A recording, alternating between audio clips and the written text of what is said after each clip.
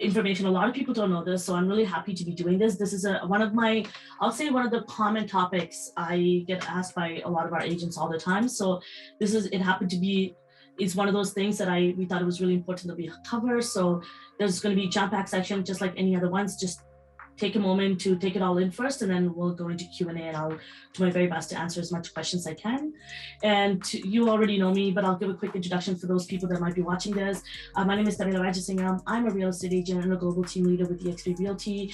And a lot of the topics that I cover are around marketing, prospecting, lead generation. Is because for the past 10 years, I worked in marketing consulting, and I still do. And I co-founded one of an international marketing agency called Marketing and Mindset for real estate professionals. I also just recently co-founded Kurubi Social, which is a social media content platform for real estate agents, where we provide content every single day and strategy for real estate agents so they don't have to do it, saving them time.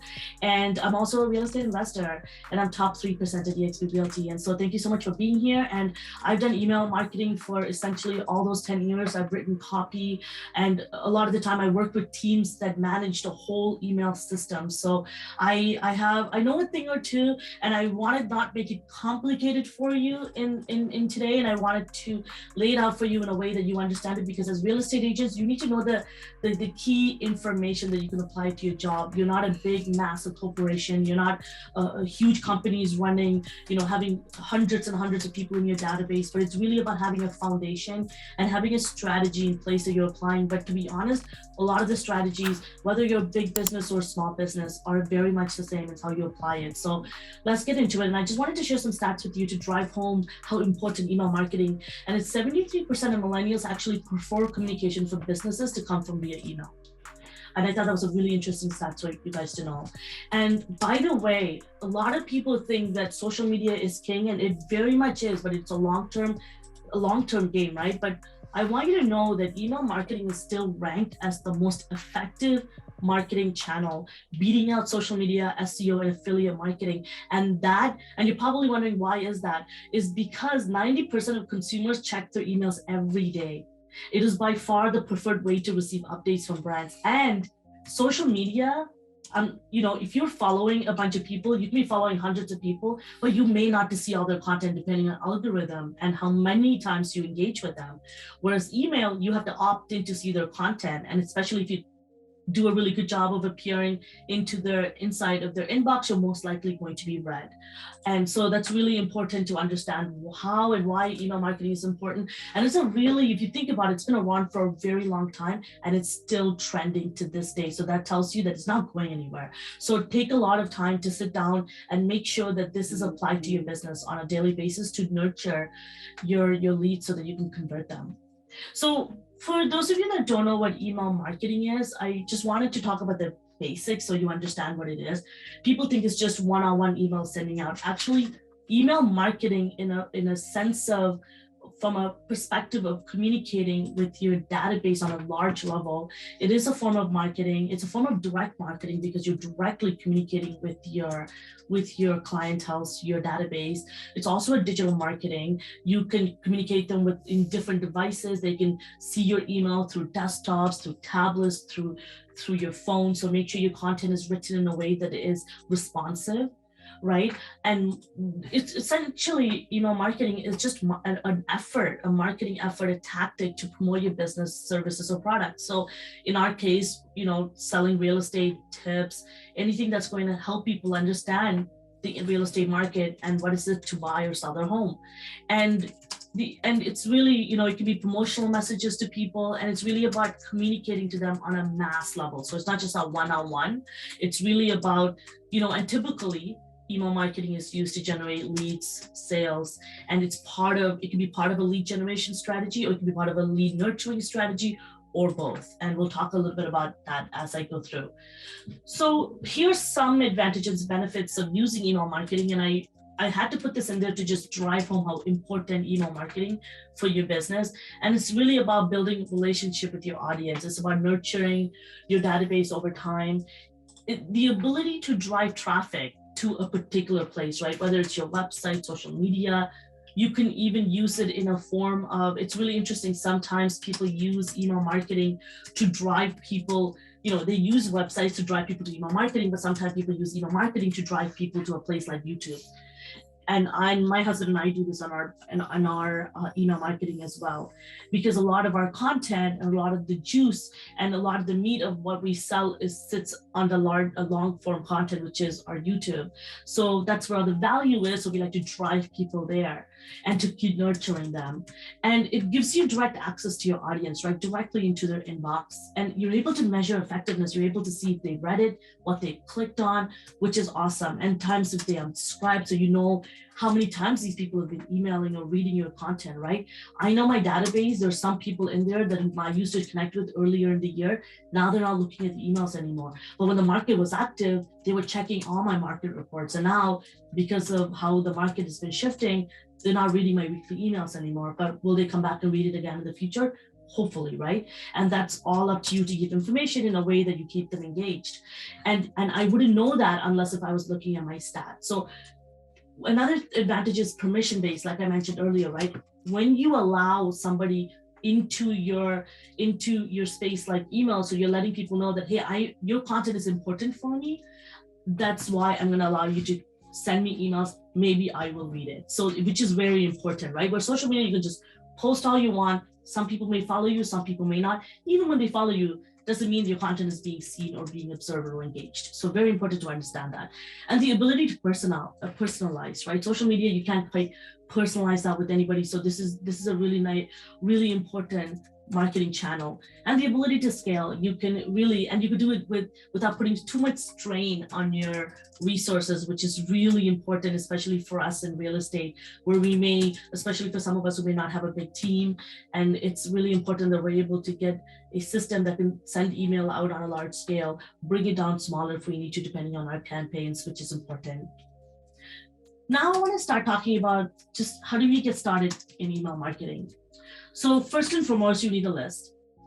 And when I say that, people always ask, okay, how do I build a list?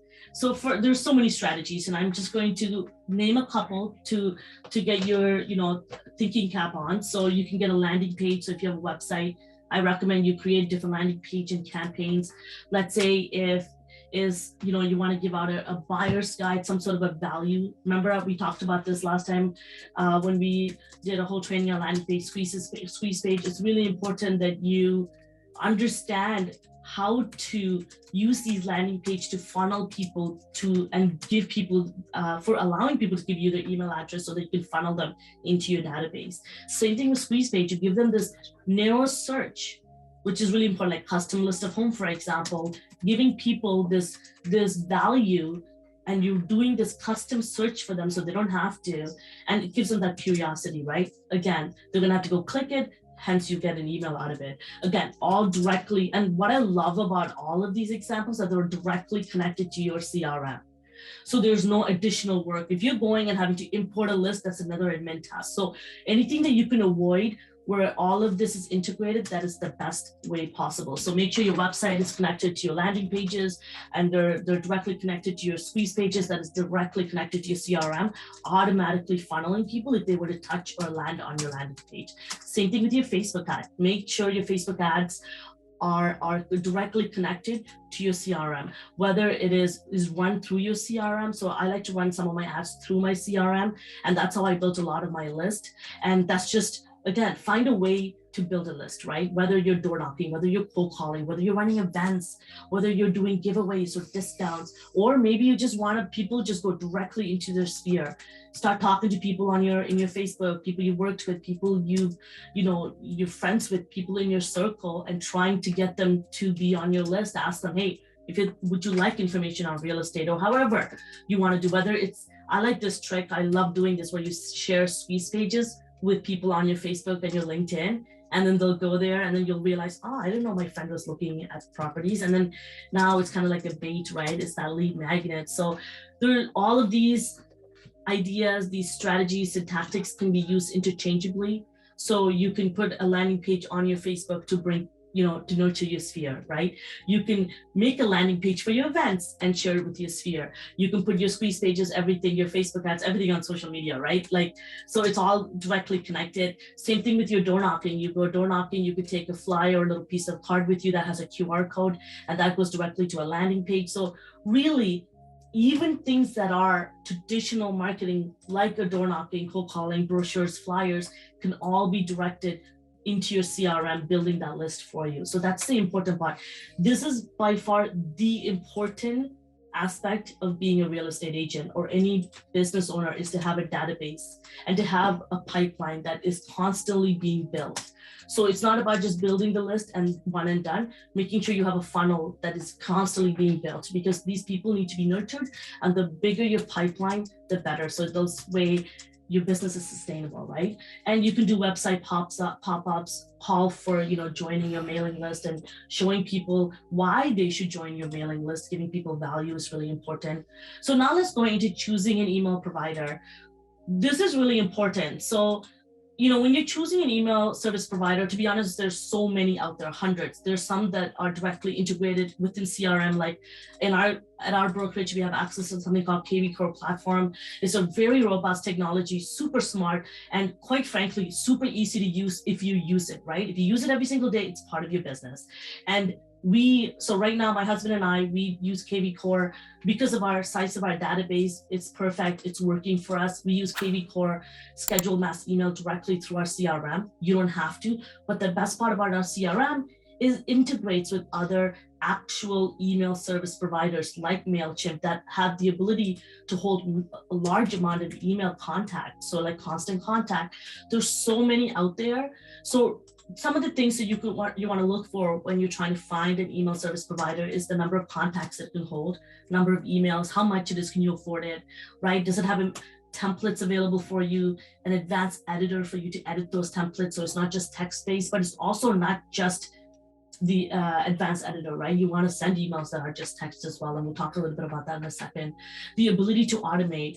And this is where it gets interesting. Make sure this email platform, and which is why I love this about KV Core, you can automate your emails as a form of drips according to the audience behavior. This is so important, where you're leveraging AI in a way that is working for you. Things are, you don't have to, someone doesn't have to send you an email for you to be like, oh, I should send them this message, So, or they clicked on this, so I'm going to send them this email. You don't have to be there. It automatically triggered the moment that they come into your database, they're going to get this form of emails or this form of sequence of communication. So that is something that I always like to check off, is making sure your email is compatible to that, or your CRM is compatible to integrate an email service provider through Zape, through whatever. So make sure that is, because not all email platform does that. And email tracking and tracking engagements, making sure that not every email platform gives you a robust analytics, but you don't need robust analytics, right? Even just simply open rate, who's opening my emails, who unsubscribed, those are just enough for you to know the people you've been talking to, because at the end of the day, we're in real estate. We're not, selling a toothbrush, right? We're not a mass, big corporation. We're a small business, we're entrepreneurs, and we want to know who is in our database, because this is a people business, and there's a point you have to interact with them on a one-on-one level. You're going to be showing them properties. You're going to be in their house doing a listing presentation. So you want to know your database, right? So understanding how they're engaging with your information is very important. And I mentioned this integration with your CRM, but I will talk about email service provider again when we talk about spamming, because people think that, oh, this email platform is great, or the CRM is great. But when we talk about CRM and email service provider, they're interchangeably, I speak about them, because you can't do one without the other, right? So making sure that they're compatible is super important. Now that you have a list, you've chosen your email software platform that you want to use, the tools. Now you want to make sure all of your content is clearly defined, is connected, is aligned with your business goals. So every email you sent out is very similar. I said this to you guys when I did my when I did my social media lead generation presentation. Anytime you do any social media posts, right? Anytime you do any email marketing, same thing. You want to make sure how does this align to my business goal? Does this relate to real estate? One thing I see a lot of real estate agents post nowadays is, some real estate agents would be posting content for realtors, but if you're not attracting realtors or building a team, then why are you posting content for realtors? Now you are now redirecting your algorithm and your content that's going to confuse the platform. So for Josh and I, we work with investors, we work with buyers, we work with sellers, but guess what? We also work equally with real estate agents. I spend 50% of my time with real estate agents. I work in marketing. I do private consultations for real estate agents. I help with their marketing. I have my business partner who builds websites for them, right? Like everything we do is to train real estate agents. So my content is for all real estate industry professionals. But that's why when you go on my channels, you see those content because it directly relates to my business goals. And it's really interesting because sometimes we think, oh, it's part of real estate, so I'm going to post. So be cautious. And even if you're posting something really funny, sometimes people post things that are making fun of their clients or agents as a form of humor, but it doesn't relate to your business goal, because if you're not really, that's not your personality and your audience doesn't vibe with you on that level, then you want to be cautious of that. So making sure your brand awareness, like what is the goal of these emails or the sets of emails, like campaigns and trips that you're doing, is to do with your brand awareness? Is it to nurture leads? Is it to keep your database engaged just in general, to just keep them top of mind? So then thinking about the value that you want to provide, right, in those emails. And the other is driving traffic to your YouTube channel maybe. And that's something that Josh and I do, but it's also to show people that, hey, we know what we're talking about, hence why we want you to partner with us. And then at the bottom in that email, we'll put a seller's guide, for example, if this YouTube video was about seller tips. Does that make sense? So everything is pertaining to that list, which is why you want to make sure your database is super organized, is segmented between buyers, sellers, because they have both different needs. But at the same time, some of your content can be sent to both parties, right? Because they both could be selling and buying, but market update is applicable for both parties. So as investors, right? And another thing is important is making sure your database, your CRM allows you to segment your list, whether it's hashtags or however it does, is able to organize your list in a way that you understand them. So I use a number of different hashtags to identify where they're coming from, what events I met them. So Josh and I go to a lot of events. So we hashtag the event that we met these people at.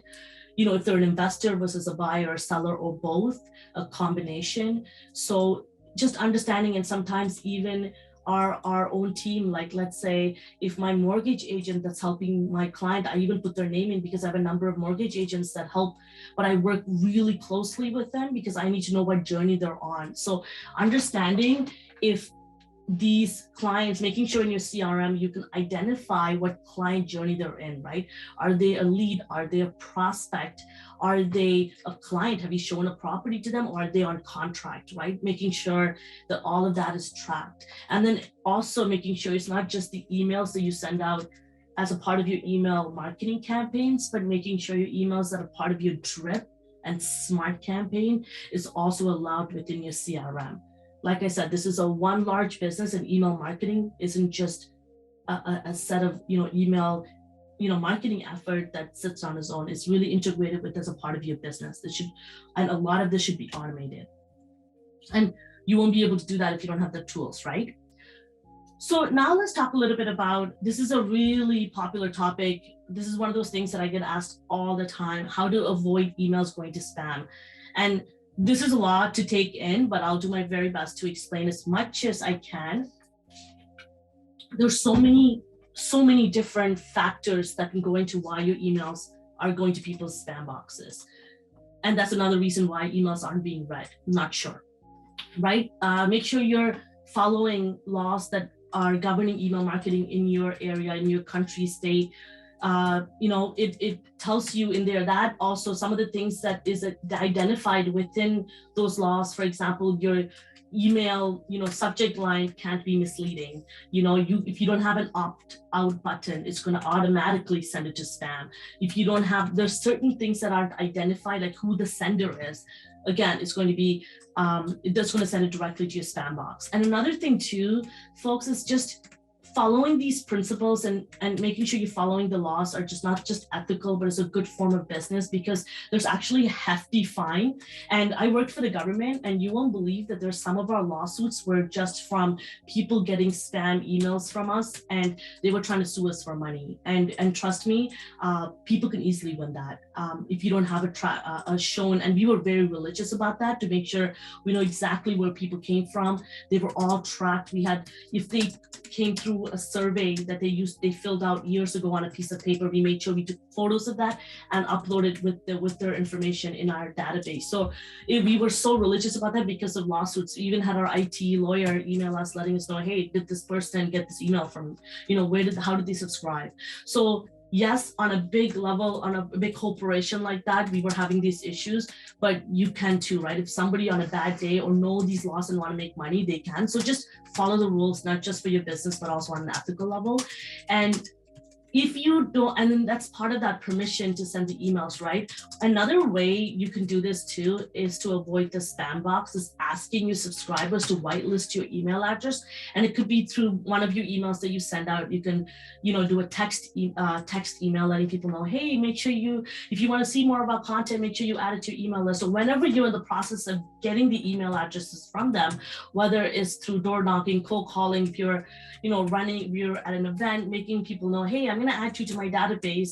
And when they opt in, letting people know, sending them a quick message to be like, hey, just add me to your contact list so that I end up in your inbox, because my information is so important and you want to hear from me. So hence, you don't want to end up in spam, because sometimes I do send it from a CRM, and sometimes, it could be sent to the spam box. And this is really important. So I mentioned it to you earlier why I wanted to talk about email service providers, CRM versus spam, is because if you're not using a reputable email marketing software provider, that could also trigger a spam. I'll give you an example. So let's say if a certain body of emails are constantly being, marked as spam by just customers in general, by a certain email software system, automatically that will target saying that, oh, they're using the software that's sent to be spam or fraudulent, hence it is spam. So making sure your emails that are coming, the source of where they're coming from, is also very important.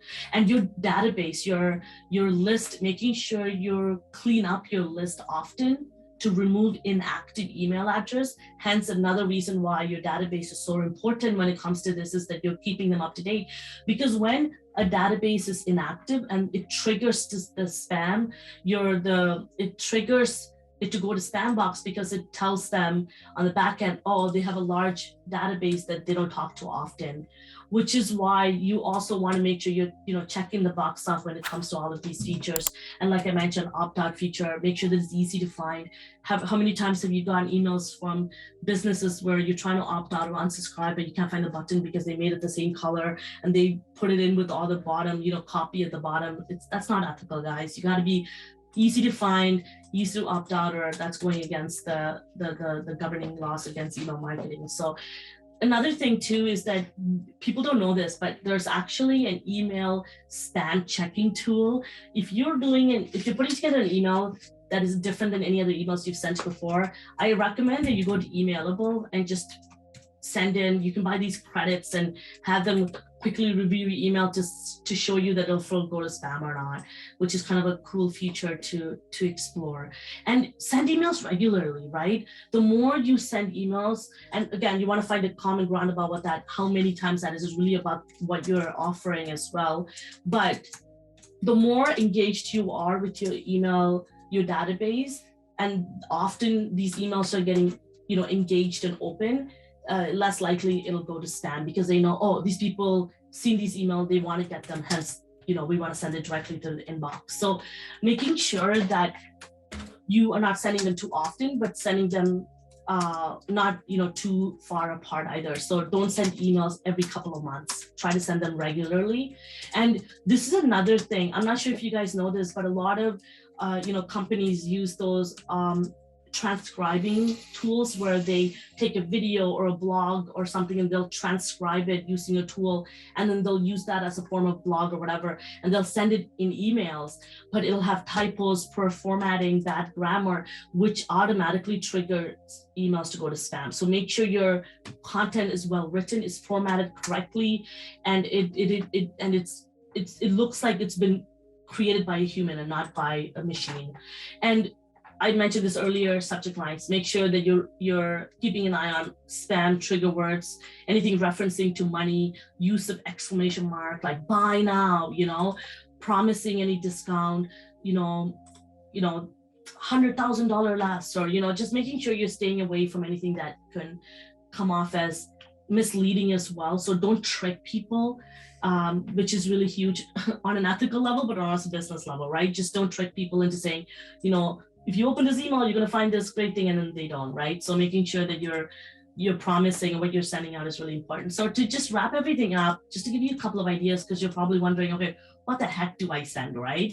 So you can send market reports, you can promote your YouTube channel or the videos that you release, any list of property that hit the market, maybe a custom list of home, buyer process. A lot of people, especially first-time home buyers, have no clue how the buyer process works. Some of the incentive for first-time home buyers, you can add that in.